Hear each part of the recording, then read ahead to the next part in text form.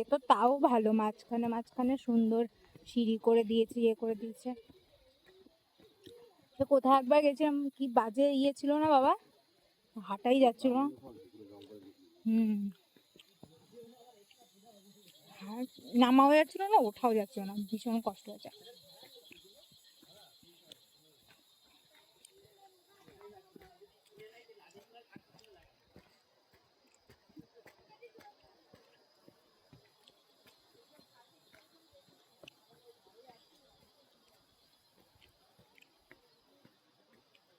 এই তো এখানে সিঁড়ি রয়েছে।